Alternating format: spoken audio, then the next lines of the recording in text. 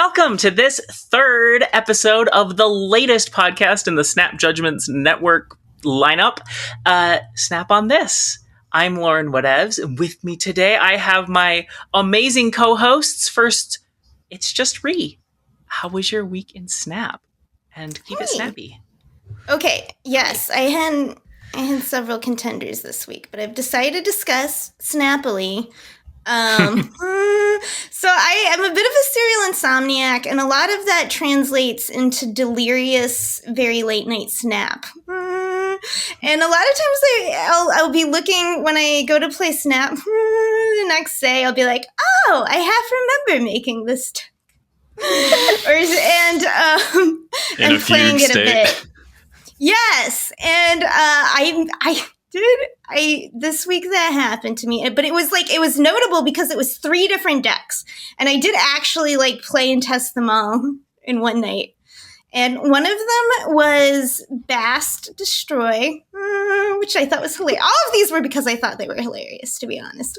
And I have been informed, though, that it's just like 2 cards off of a negative destroy deck that already exists. How dare you? Hey, 2 cards is a lot of cards. That's a significant number of cards. Negative being one of them, pretty significant. That's a different deck entirely. Is it better than regular destroy? No. But it is funny, and you can Bast Deadpool to 3. And then eat Bast with Carnage. All right. Sold. Also, I made a sword. I forgot.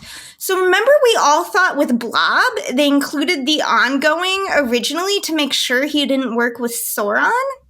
So guess who works with Sauron now? So I made a Sauron Blob deck, and it's got along with Enchantress as a backup, and 0, it has Venom, right? To eat your Typhoid Mary or Red Skull, or even your Silk. I put Silk in it for the reach. And it's a great place for Blob because you have all that power in your Typhoid Mary and Red Skull. Yeah. I put Crossbones in there. Plays well with Silk, right? And even if you think about it, Venom is a good.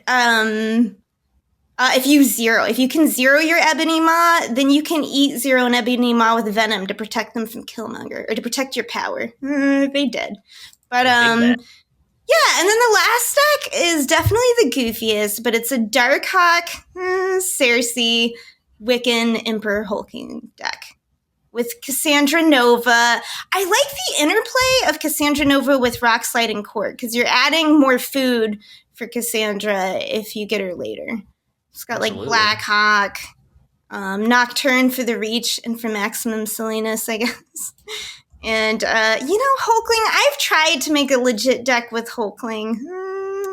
I've not been successful yet, to be honest. But I'm sorry. Okay, that was my week. Hopefully not too lacking in the snaps. Oh. I thought it was snappy enough. Does that make it time for my week in Snap? Absolutely, Ben Roller. All right. Well, I will try to keep it snappy. As some of our loyal listeners may recall, last week I proposed the possibility that, I might try to make the top 1,000 in the Young Avengers season, try to finish up there.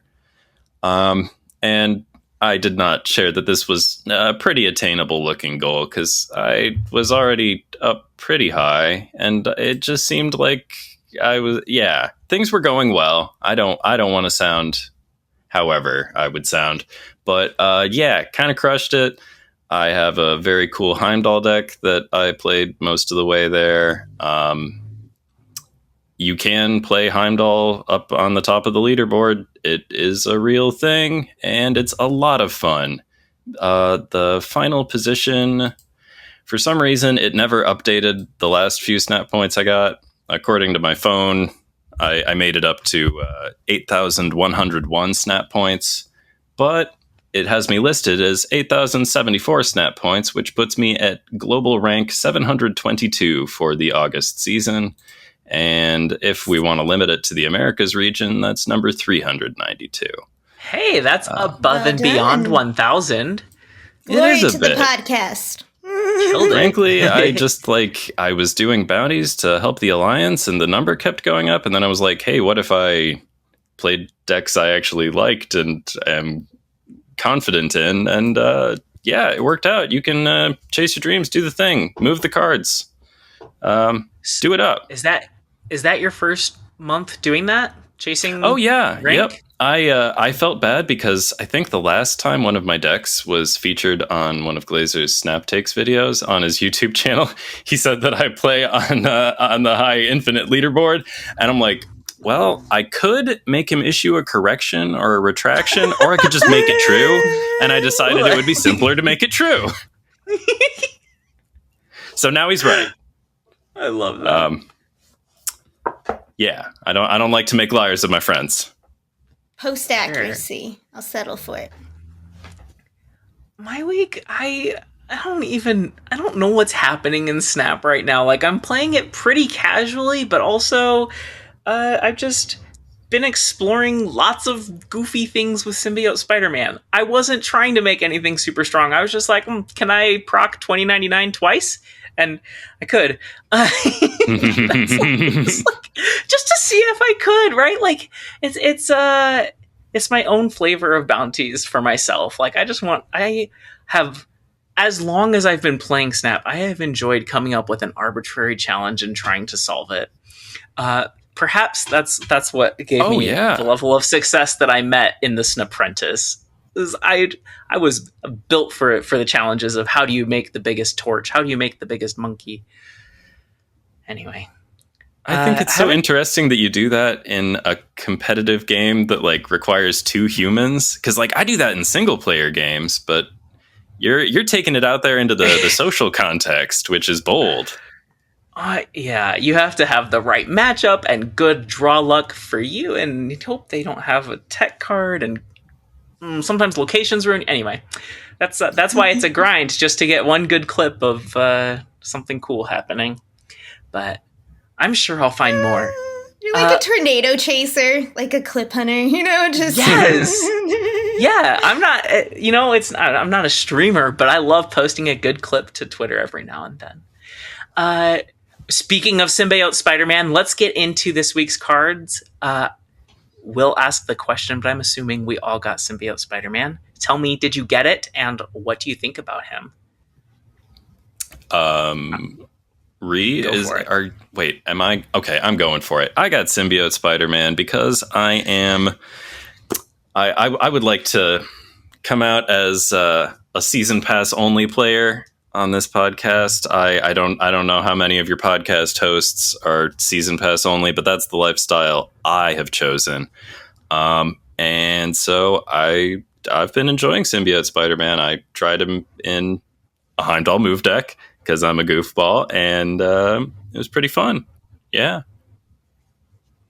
Good card. Right. Does a lot of weird things. Very, very neat. Oh man, I also used to proudly be a season pass only, mostly buyer, but like not anymore. They got me, and I'm just thinking now, I'm like, I'm probably gonna get that Hulk bundle with that like Hulk busting out of frame. It looks like Hulk pretending to be really a mime stuck in a box, but it looks really cool instead of I know. It can be cool and hilarious. So, ruined forever. Yes.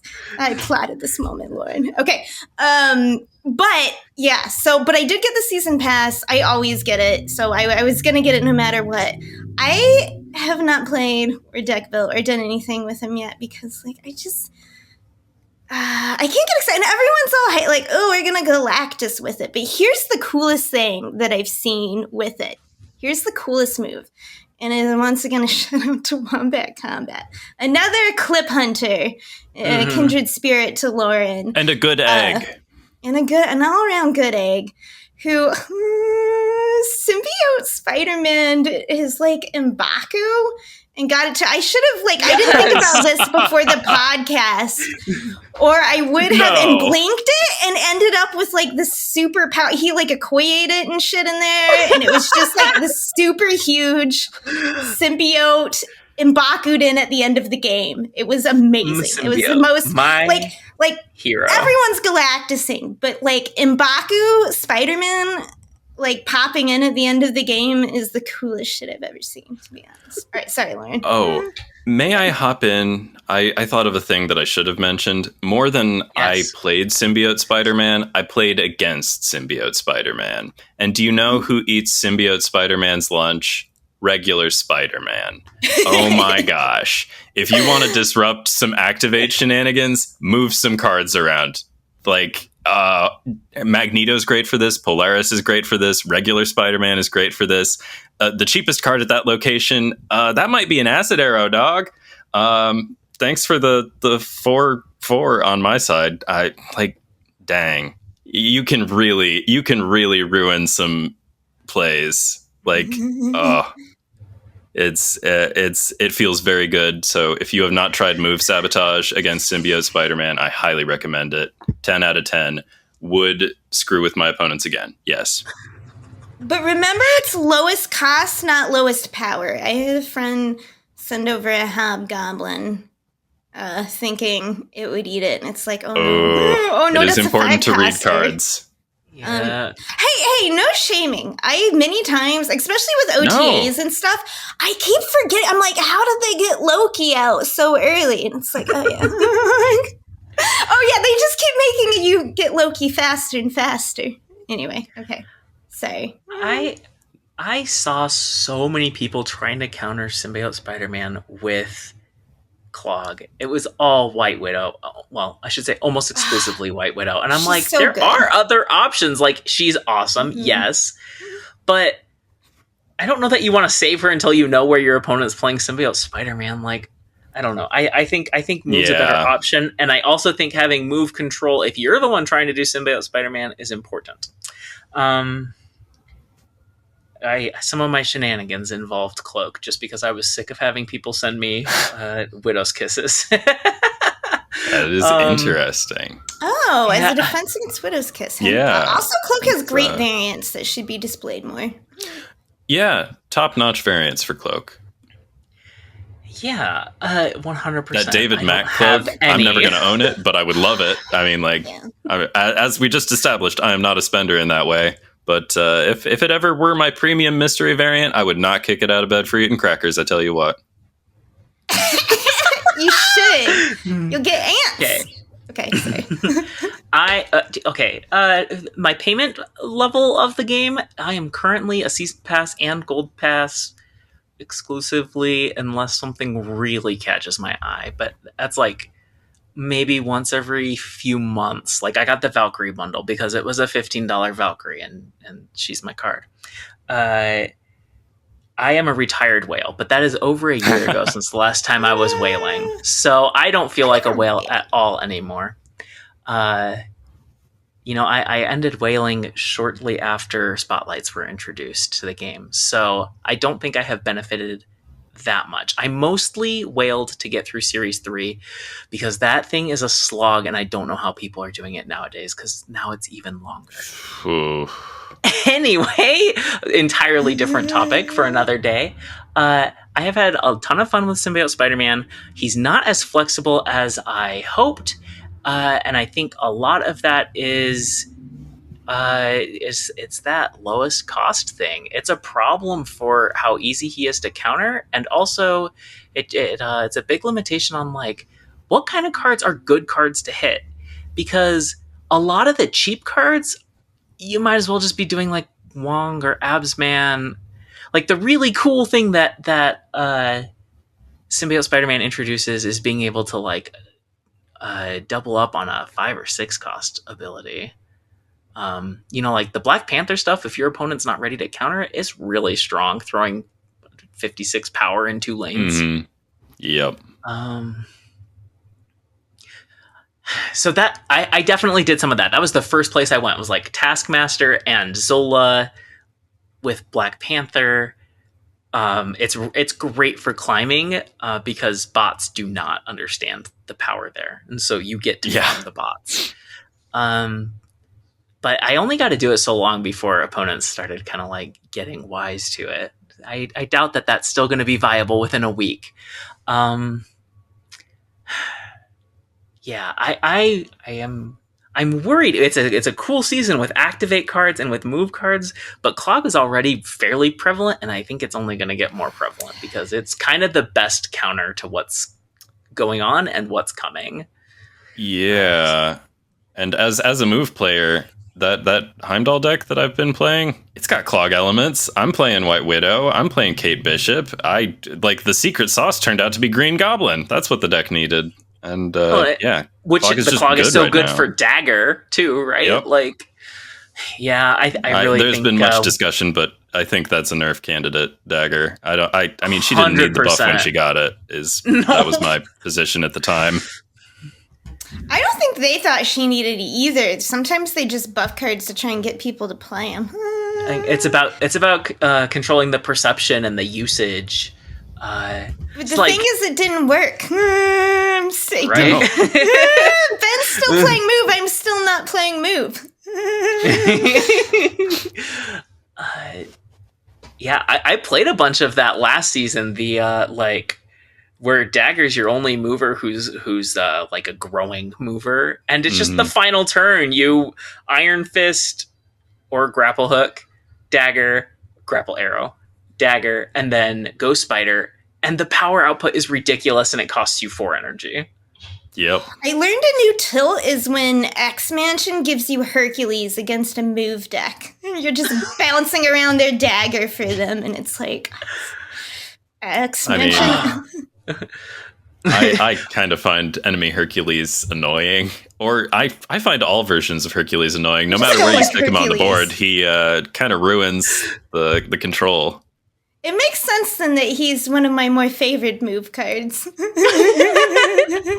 may be approaching it from different directions. 100%. That is a remove card. If I can go backwards, my week in Snap, X Mansion is my second location, and Gamma Lab is my third location. X Mansion gives my opponent Electro and gives me Doom. Wow. People have been vipering me Electros. Fortunately, it was my discard deck where it's like, that's so much effort. I only have one card in my hand, you fool. But yeah. No, but it's happening now. That was like a dream, people say. Now that you're fine. Now that we've seen how Activate works, I love it. It's basically how I hoped it would be, where it's fully sequenceable with. I did not say that word properly. Sequenceable with on reveals. I love that. That's very cool. We are headed for a very complicated future. If you want to play a very complicated deck that's mixing on reveals with many different activate abilities, and which order you play them in really matters. I think that's super fun. It's kind of weird for Snap. Didn't expect to have that level of complexity within the second year. Yeah. I'm a little worried about it, but I mean, we all enjoy that kind of thing, I think. Personally, don't we? Maybe that level of complexity. To me, it feels like such. Being able to do combos feels like such a Johnny thing. So yes, very much. Yeah, it's just come to my attention that not everybody likes the stuff I like, and I hope this doesn't put people off. We're big card gamers, I think, right? So of course we like more, and this expands your collection in a way, right? Now you have more abilities to make more decks, because you have these extra interactions cards can have. So where it's going to, but the people it's probably who are going to dislike it the most are probably the casual people, right?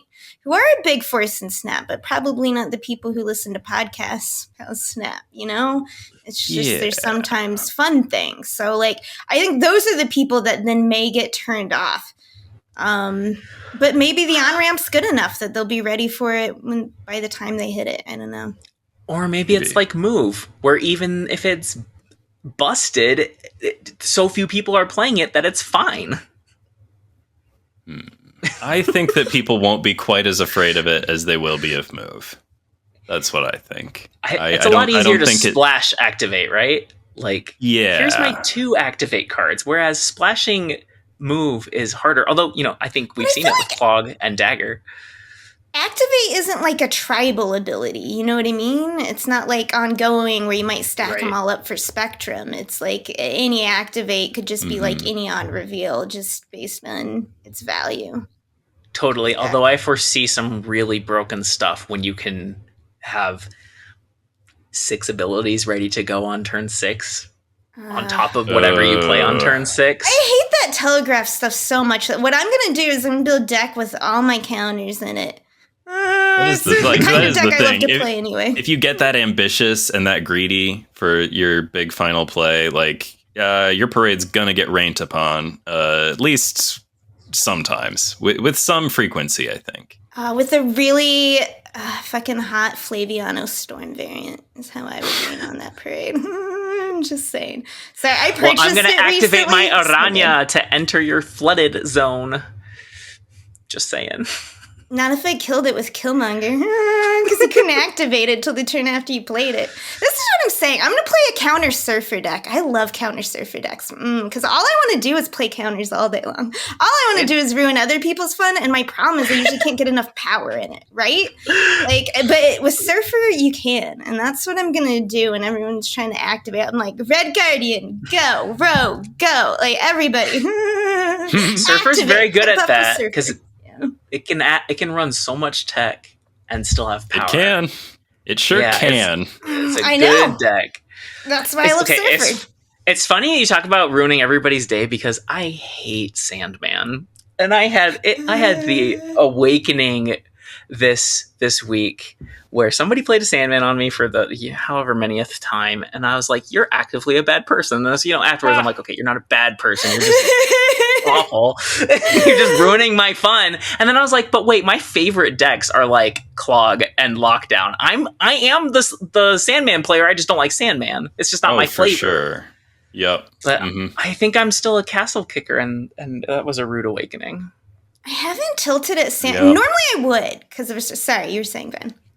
Oh no, I was just saying, like, a lot of the things that work are things that feel unfair to your opponent, like putting power in different places than they're expecting. Like they think we're playing a good, honorable game where all the cards stay where they are, and I'm able to spend my 6 energy on turn 6 on my 3 cards that I wanted to play. But like, you change the rules on them with like Sandman, or you change the rules and the cards aren't where you thought they were, or like that kind of thing. Like the best strategies are a bit rude. Or just energy cheat. Energy cheat is everywhere across the history of Snap. If you look at the top of the meta. It's broken in card games, in like all card games. You probably shouldn't make things that make things cheaper. It's just, I don't know. Maybe they're a lot of fun. I mean, we all play them. They're a blast. Then you just put Mobius in your surfer deck. But you can energy cheat with Wiccan or with Electro. Not easily, man. Arasham. People out there with Quicksilver Wiccan and Dominoes. Wiccan is a very fair card. I know, if they can get it with Wiccan, it's like, you've earned it. Show me what you will do with your extra 2. That's what I did literally the last time I saw Wiccan hit. I'm like, please show me what you will do with your extra 2 energy. Yeah, right. It's true. You have to be able to back it up. I'm not sure that Wiccan's the best at doing that. I've heard a lot of people, I haven't witnessed it. Wiccan's gone from my meta, but I've heard people say he's best when he's like your secondary plan, not your primary plan. Same with Hulkling. Yeah. Like they're just very difficult to like. Yeah. Yeah, you can't really build around. Although for Wiccan, you kind of have to, or else he doesn't work. I don't know. Well, that's an awful lot to say about Symbiote Spider-Man. Let's move on to the other card, the Spotlight card, Silver Sable, a 1/1. On reveal, steal 2 power from the top card of your opponent's deck. I did not get her. Did either of you? I haven't yet. I have kind of a lot of resources because, I've been skipping some things, but I might get her. Reed, did you get her? I did not, because I dislike bounce more than I dislike move. Like, literally, I was playing a bounce player, and every turn, like, I'm watching the turn tick down. And I'm like, I know they're thinking about all their little lines with their, like, stuff they beasted and their falconing and stuff. Yeah. I'm just like, so, you know. It's that's why I dislike deck. bounce, both playing it and playing against it. But that, and I don't have Ajax. And for me, it's like I kind of want Ajax from pickup. So I didn't get her. I played against her a bit, though. She hasn't tilted me. Like, it's like, I really would have liked my strong guy to have that extra 2 power. But, like, oh, well, you know. So anyway, the meme. Yeah. So, like, I've enjoyed her, but she hasn't tilted me. So, you know. I don't think she's as disruptive as Iceman. No, not even a little bit. Yeah. The thing about afflicting cards that aren't on the board is that they might never end up on the board. And like if your opponent didn't want to play that card anyway, you have just played a vanilla 1/3. Yeah. And that's which, like, vanilla fine. 1/3 is maybe better than, I don't know, like Zero and Blade. They're 1/3 as downsides, but you only play them when they're upsides. Not true. Yeah. Right. Those are 1/3s with upsides. Right, exactly. So I think she's weird. I do think bounce is the way to go. I have been fascinated at how polarized the both prediction and reception on Silver Sable is. Like, I still see people saying she's best of the season, and I'm like, I don't see her being viable outside of bounce. Like, it's a pretty, like you said, vanilla 1/3. That's not. Why do I want that? I know I'm the only person who thinks this card should be compared to America Chavez, but like America Chavez has 2 big advantages: that you can build your own deck. You can't build your opponent's deck. You can't fill it with Broods and Iron Mans and Beta Ray Bills and cards that would care about losing power. And you also can't make your opponent play cards, whereas you want to play whatever you just America Chavez'd. So I don't know. Buffing the top card of your deck is better than buffing a 1-cost card. Like, that too. Sable is vulnerable to Killmonger. The power on Sable is like not good power to have, and like the afflicting things that aren't on the board, that's like the softest, most intangible, wispy ass. Like, that's some maybe power right there. That doesn't count. Like, Silver Sable is not a 1/5 unless they play the card. I don't know. Yeah. So she hasn't stopped me from playing a card from my hand yet. I don't think. I'm sure she will someday. But it's just, like I said, just not even on the same level as Iceman. I am not intimidated when I see a Sable. Right? Like, when her or Celine, like, hit my Dracula, I'm like, oh, that's cute. That's adorable, that little, like, 2 or 3 power you took away from Dracula. Anyway, so, that's how I feel about it. I like bounce enough to consider her, but also I want every other card this season, and I'm very interested in Symbiote season, and I keep seeing people say that they think bounce is going to shift to be move bounce, and she doesn't belong in move bounce. So yeah, all that said, I wouldn't mind having her. I would love to have her. I just like it'd be fun.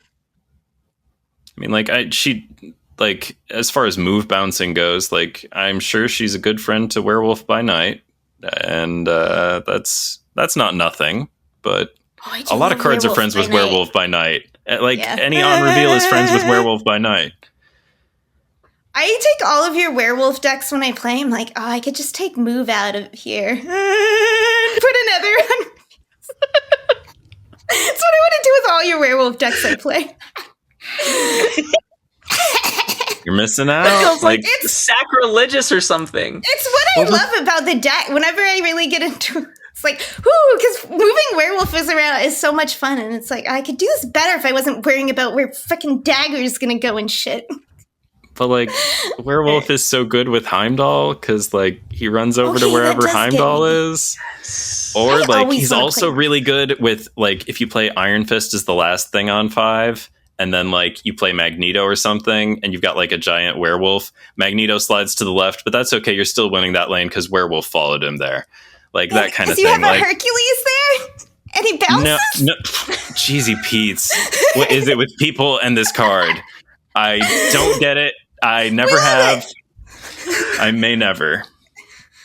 Okay. I wanted to believe in Hercules when he came out, but like he's just not there. Like I can't polish a turd that hard. Can't take the zero to a hero. I want to put Heimdall in more decks. Ooh, I want my Hulkling to be a Heimdall. He cannot go the distance. I need a move card.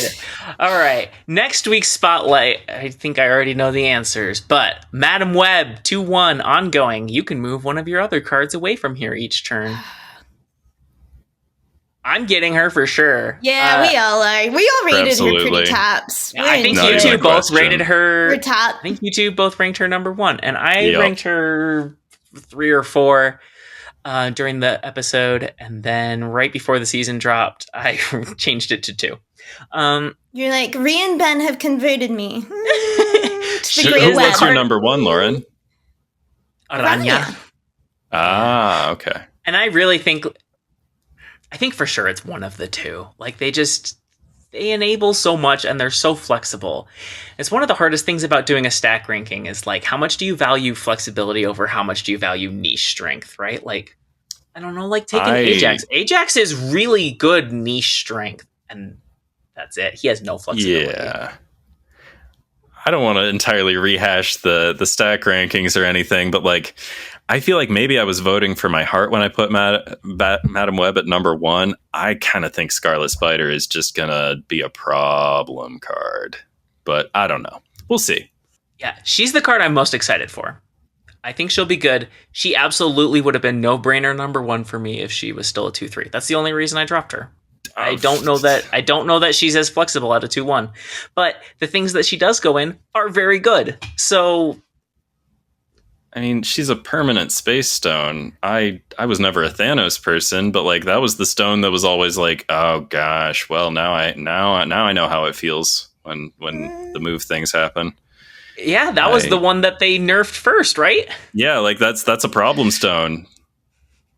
Like I mean, Time Stone is also a problem stone, but yeah, those two I felt were trouble. Even like you play her with Torch, Dagger, and Vulture, you get to move each of them for free once without spending a card or energy. Yep. Like, it's just wild. I feel like being able to move something away from a location is like 3 times more valuable than being able to move something to a location. Yeah. You know? Yeah, I mean, they both have their place. Sometimes Ghost Spider is the right 1-cost mover for the job.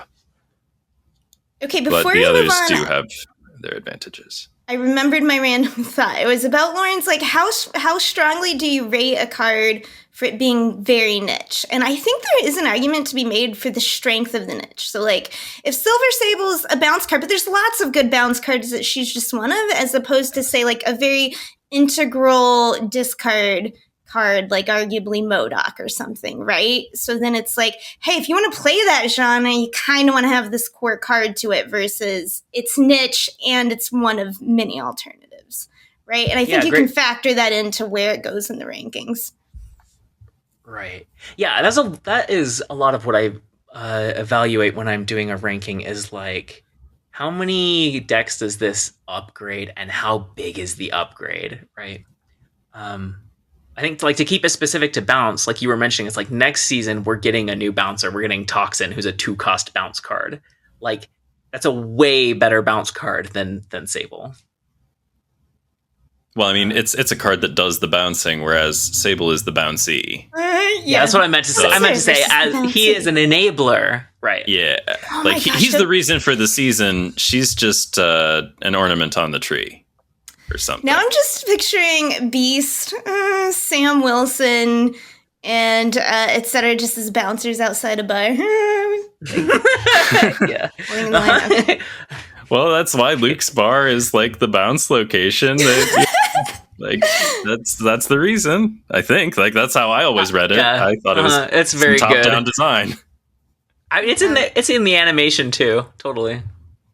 Okay. In the spotlight also with Madam Web is Silk and Alioth. I personally think it's worth going in.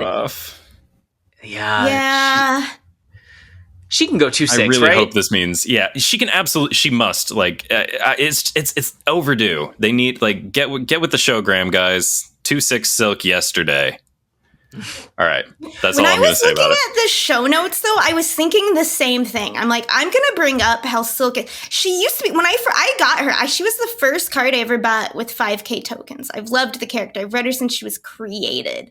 I'm a huge Silk the character fan, and I used to play her all the time. She was great reach because I would play her or Jeff a lot. It would be her or Jeff.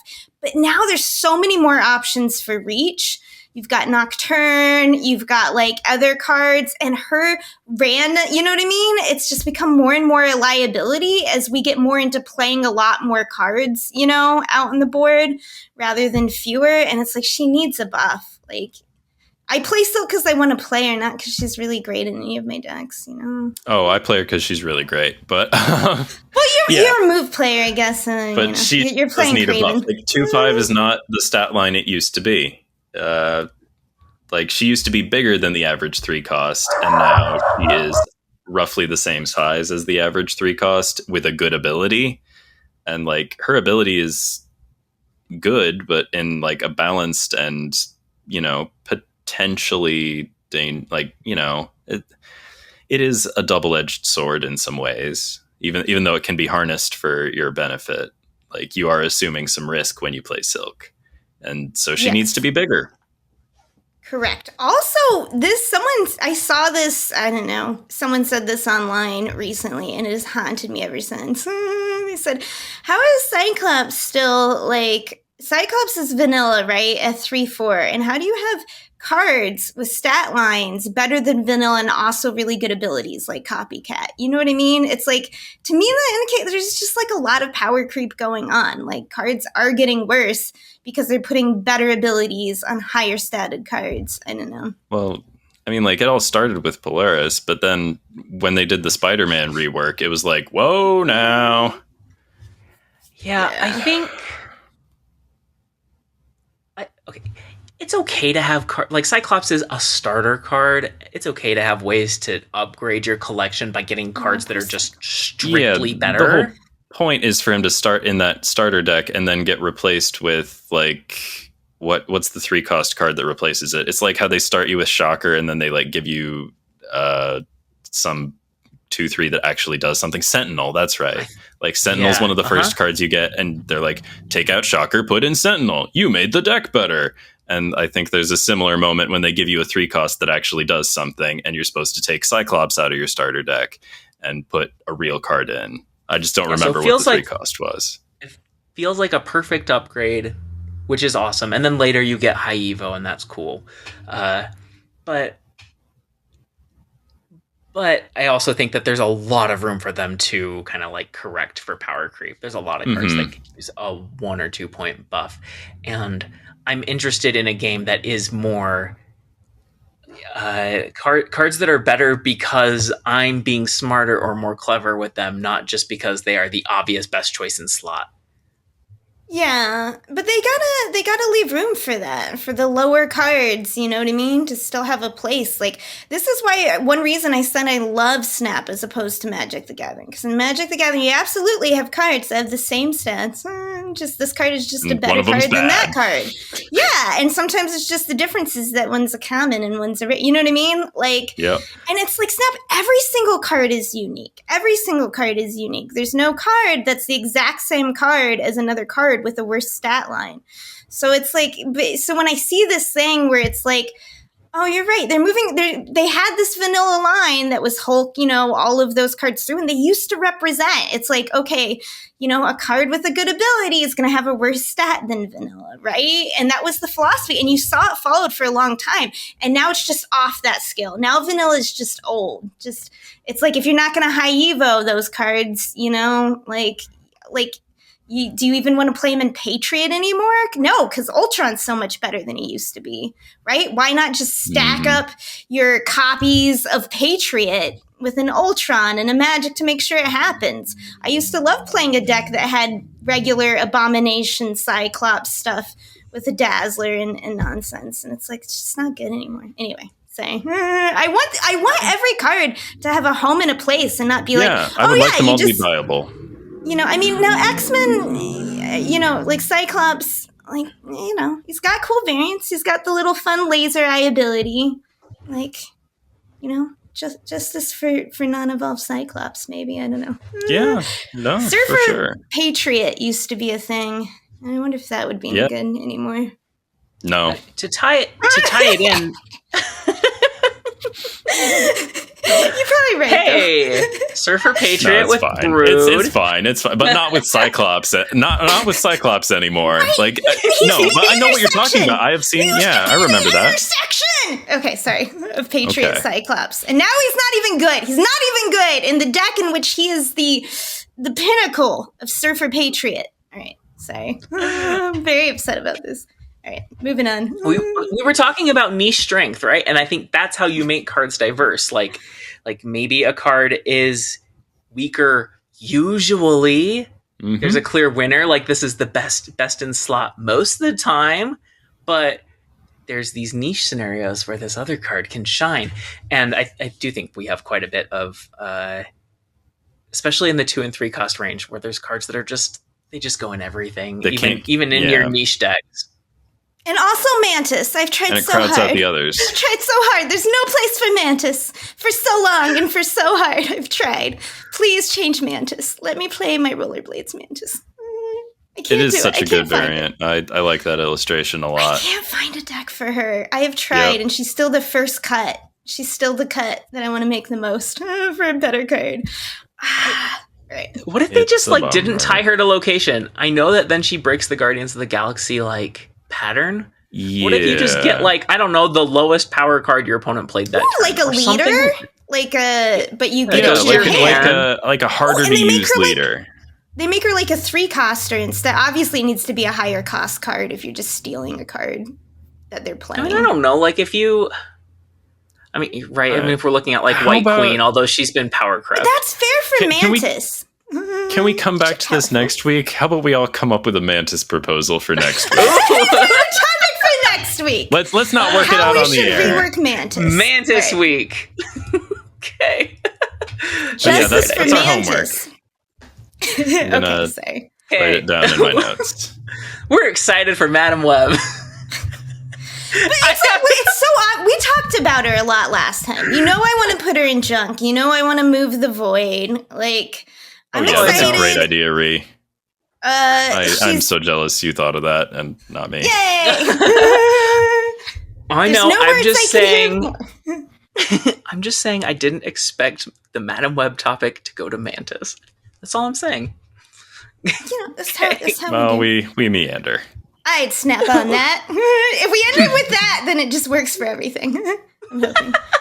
We didn't even talk about Alioth. He's great. If you're missing Alioth, spend your keys. Alioth is one of those core cards. I never used it, but I'm glad I could if I wanted to. Okay, especially with the I sleep better knowing that he's in my collection.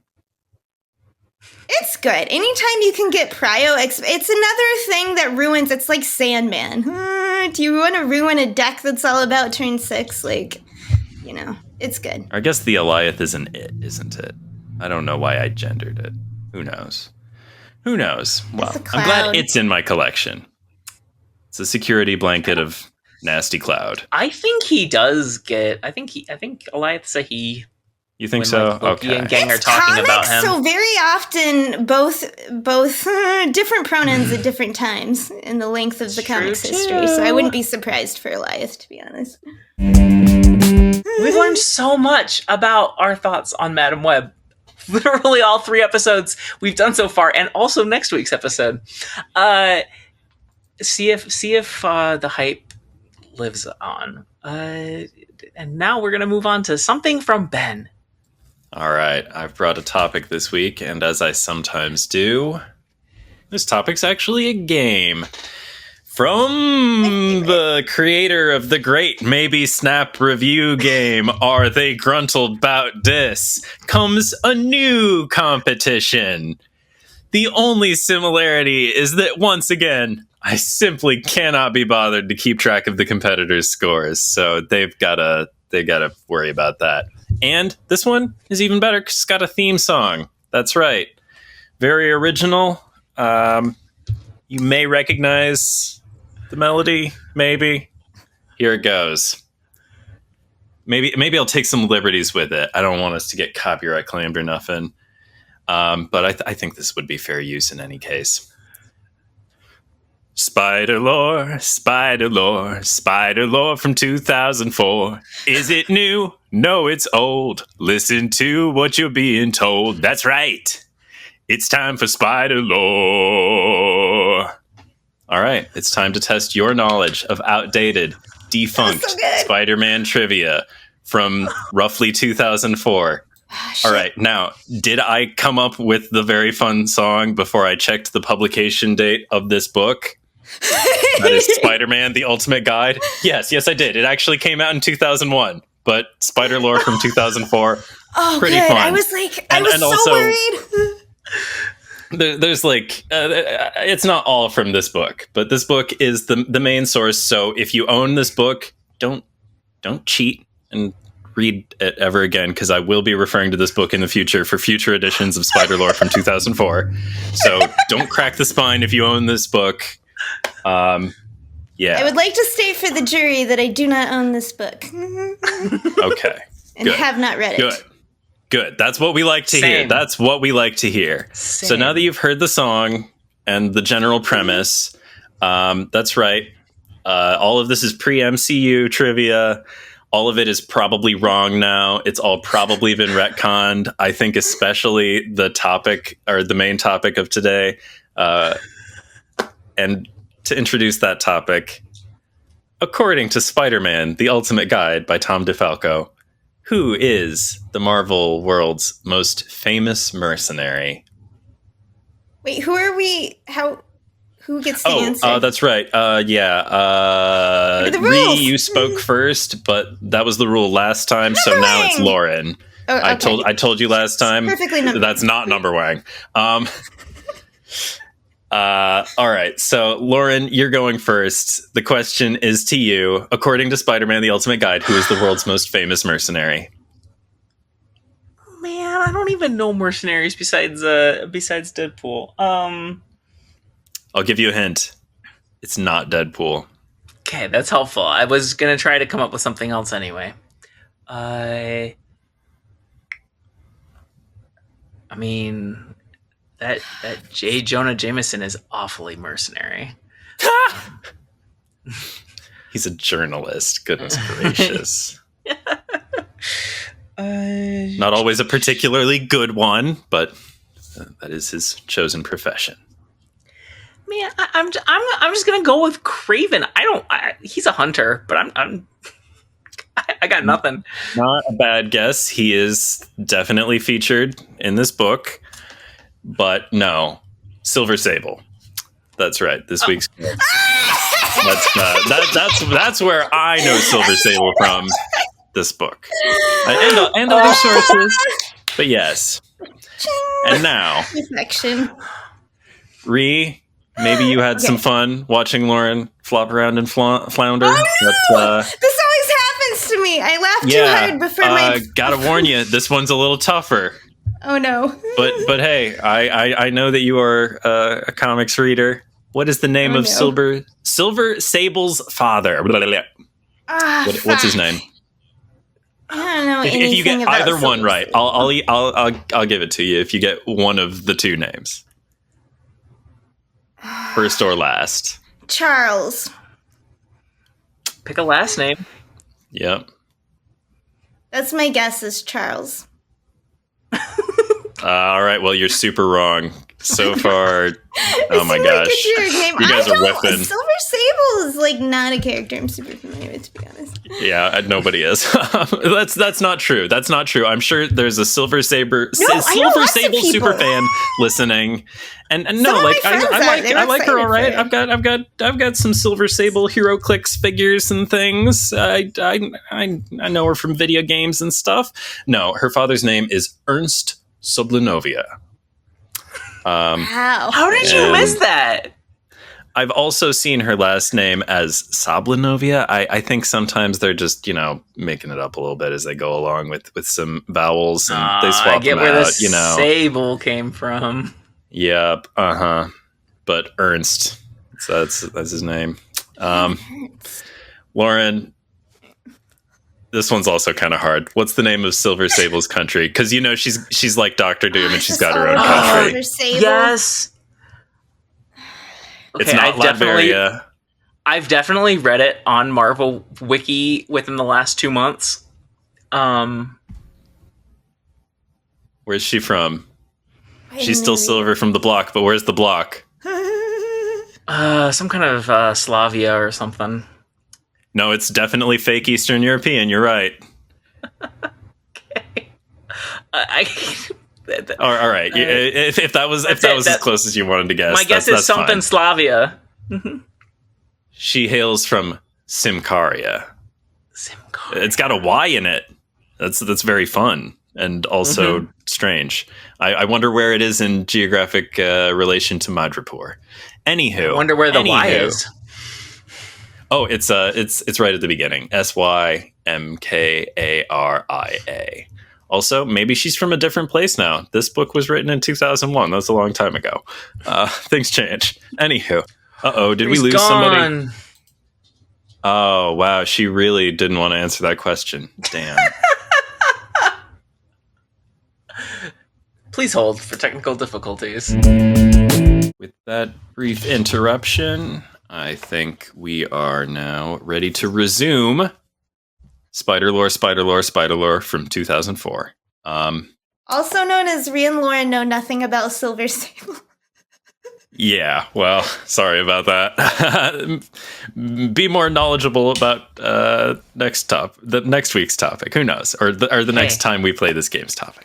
Now we're all Lorin.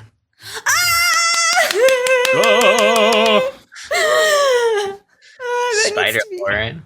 Yeah. Oh, that's too good. Okay.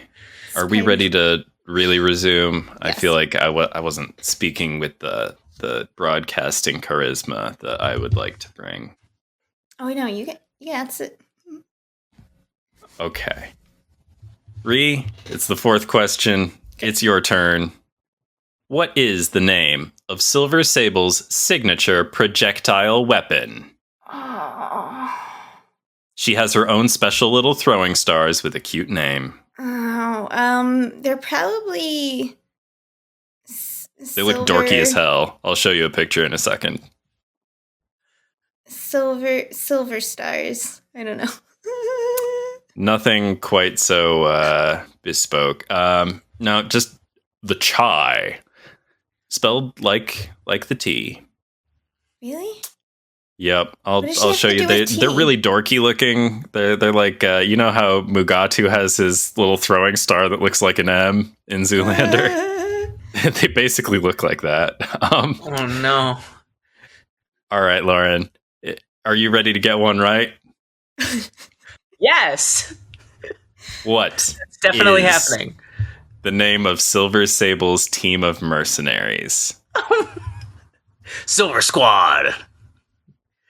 Maybe it's a reference to Sables, and her other teammates are like minks and ermines. I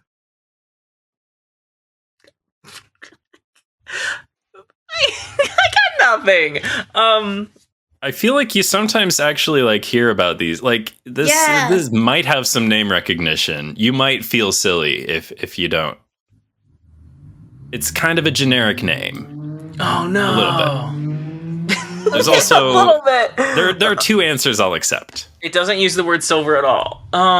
One of the answers does, but it's not the good answer. It's not the right answer. Okay. The crew. That's a very good guess. You're sort of in the right ballpark. The Wild Pack. That's her gang of mercenaries, but I also would have accepted Silver Sable International, which is her company, I guess. Of which the Wild Pack is just one branch or whatever. All right. So far it's 0-0. It sounds like. Okay. It'll eventually one of us know a single fact about Silver Sable. All right, so for the sixth question, we're going to make this one real easy. I'm going to make it multiple choice. Okay. Which of the following, I believe these are all published by Activision. Which of the following Activision video games, and just in case they weren't all published by Activision, I think they were though. Okay, there's Activision's 2000 Spider-Man game for the PlayStation and the PC. That's A. Did Silver Sable appear in that one? Did she appear in the Ultimate Spider-Man video game on the PlayStation 2 and GameCube? Or did she appear in Marvel Ultimate Alliance on a variety of consoles and things? I mean, A, I Spider-Man 2000. B, Ultimate Spider-Man. C, Marvel Ultimate Alliance. She had to be in Marvel Ultimate Alliance, one of them at least, right? No way Maybe. they left Sable out of all of those. Maybe one of them. But it is Marvel I'm specifically in total. talking about the first one. It is Marvel in total. And this was, okay, I think it's got to be Spider-Man 2000A. You think that's the one she appeared in? I don't think it's, I feel like Ultimate's more recent, right, than 2004? Video game? Yeah. The 2004 is a ballpark. Ultimate Spider-Man came out. That video game came out, I want to say, in like 2006 or 2007. Right. You know what? And your book is from 2004. Yeah, I just meted the hell out. I told you that like they aren't all from the book. Oh, okay. That's just like where a lot of the stuff comes from. This is the weird one. Okay, Ultimate Spider-Man, the video game, is from 2005. So it's again in the 2004 ballpark. I mean, So I can't change my answer one? even if it was like a meta, you know? Like, I feel like I have to stand by my original. The only one of those games that she appeared in was Ultimate Spider-Man. I knew that was going to be... I'm sorry. No, There's a mission where the Wild Pack is coming meta. after you and they're all shooting at you and stuff, and you're like, I'm trying to chase Venom or something. I don't remember. But no, there is a level where there are mercenaries harassing you sent by Silver Sable. As a D&D player, I deserved it for trying to meta the game. I think as a D&D player, you should have known better than to try and meta the game. And maybe you extra don't deserve it. I don't know. That's okay. Maybe this is just a bad game. Maybe the fact that you had to try to meta it. Normally I want to show off my comics knowledge. I just don't happen to say. All right, here's a bonus question for anyone who would like to jump in. What gameplay advantage does the symbiote suit offer in Activision's Spider-Man 2000? Unlimited web. Lauren, you were right on the money. That's exactly it. Unlimited web fluid. God damn. Lauren, Good did job. you know that because you played it? I don't think so. You know, it's an interesting. It just felt right. Like No, that's Yeah. exactly it. I was like, God, shit, I thought I was the only one who played that game. Okay. Well, I mean, like, it's comics accurate. What platform was it on? You said It was on GameCube? Maybe I did play it. PlayStation, and it was on PC. I played it on PC, personally. Oh, I did not play it, no. But yeah, that's why Peter Parker likes the symbiote suit. He doesn't have to make web fluid, and he's lazy as hell. Brilliant but lazy, as we've established in Spider-Man 2, the film. But now, to conclude that game, we're going to learn about Silver Sable, or at least the Silver Sable of 2001. I'm going to briefly get you up to date. Who is this character, this femme fatale, with the guns and stuff? And apparently some dorky little throwing star. I want to make sure I get this on camera so that we all learn what the chai looks like. And how does chai relate to Silver Sable? Like, chai tea Who is the hell great. I love knows? it, but like, That's a chai. That right there. Is that just It's a 3. is that just Yeah, I know. is that really her like special name? Is it just the name for the weapon? Well, I think the 3-pronged thing that Elektra has is a psi. That's true, yeah. So, like, I don't know if it's related. They don't tell me about the etymology. This book is kind of like for all ages and not for super nerds. No, I typed in chai weapon, and the first result is Silver Sable's chai. So, Yep. I think There it's a we have made-up it. thing. Silver Sable, The world's most famous mercenary is a woman called Silver Sable. Born in the tiny European nation of Simcaria, Silver is the daughter of Ernst Sublanovia. He once ran a group of soldiers who hunted Nazi war criminals. Calling his team the Wild Pack, he gained the tacit approval of the Simcarian government. Sadly, his wife, Silver's mother, was killed by terrorists. Witnessing this horror turned Silver's hair white and made her determined to take over the leadership of the Wild Pack one day. I recall that also happened to the DC character Prometheus. He witnessed a tragedy that turned his hair white, I think, if I'm recalling correctly. So I guess that's a thing that comics writers think happens a lot. It happened to me. I had white hair for a while. Did it happen abruptly when you witnessed a murder? No. But my hair went through some tragedy for it. Well, she's business-minded. As the number of war criminals decreased, Silver turned the focus of the Wild Pack towards mercenary endeavors. She formed Silver Sable International and began selling her services around the world. Her clients are wealthy individuals, major corporations, and small countries, and her large fees have become Simcaria's major source of income. So she gives back to the community. That's pretty cool. She sounds like a badass. She's like, my mom died, so I'm just going to take over the whole country. Maybe the world. Under the heading More Than a Match, we learn that Silver Sable's skill in personal combat is so good that she's taken on adversaries like the Punisher, Hydro Man, and Spider-Man. Her weapon of choice is the Chai, a 3-pronged throwing projectile of her own design, which can stun or disarm an opponent. And she's got a daily workout. Silver Sable sets aside a few hours every day to practice her combat skills. These daily workouts are extremely strenuous, and she tests her abilities to the full. Sometimes against several opponents at the same time. She's even been known to hold business meetings while fighting off her sparring partners. Oh my gosh, she's kind of my hero now. I know, right? Like, businesswoman, mercenary leader, combat enthusiast, primary source of income for your country. Marvel's first girl boss. Her name is really Silver. She doesn't have a. Yep. That's not her code name. Oh no, that's the thing. I think she since has a more real, plausible name. I think this is a side effect of focusing on Spider lore from 2004. Is that you get some dorky shit that they will have retconned. I love that. So, I apologize for reading a book to you briefly. No, nobody wants that. I actually really enjoyed that. Yeah, all credit goes to Tom DeFalco, who wrote a heck of a coffee table book.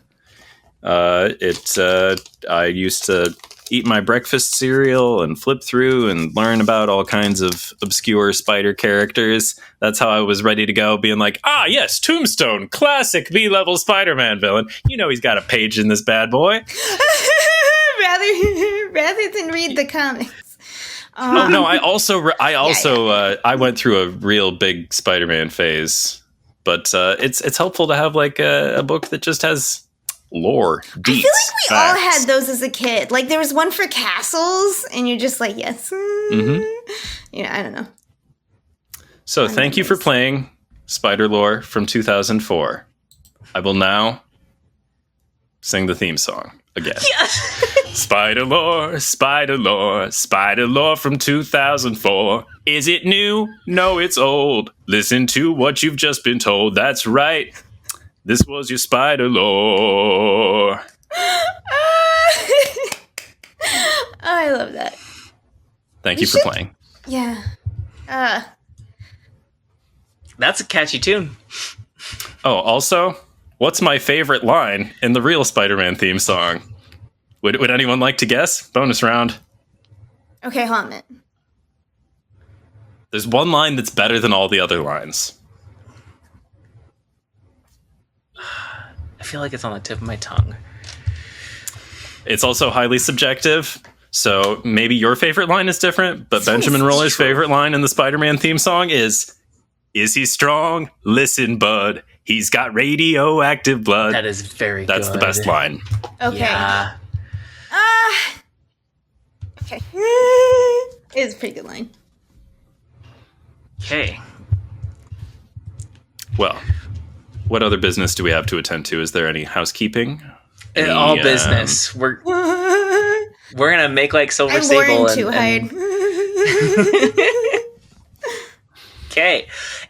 If you enjoyed our antics, if you want to listen to more, if you want to follow our own shenanigans on Twitter, you can find the show at SnapOnThisPod, and you can find each of us at LaurenWhatevs, at Benjamin_Roller, and Ree is at its_just_Ree.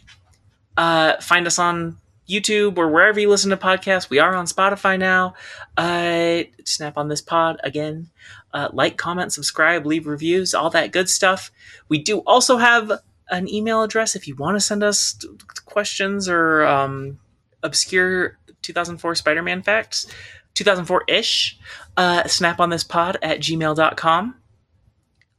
We are a proud member of the Snap Judgments Network. Listen to all of the great shows, including How Can She Snap by No Big Deal and The Kid, who put out great, energetic episodes every Sunday. Yeah. So, thanks for listening. I'd snap on you.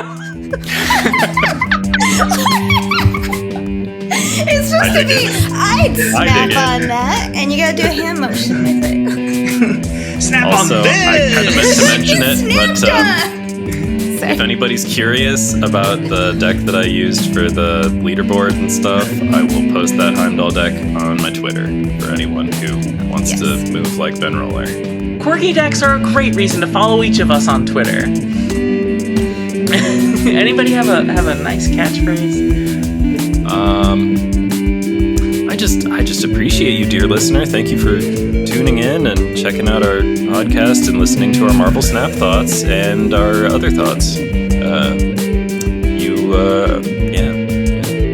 couldn't do it without you. Someday we'll overcome our technical difficulties, and it'll be great camera quality the whole time.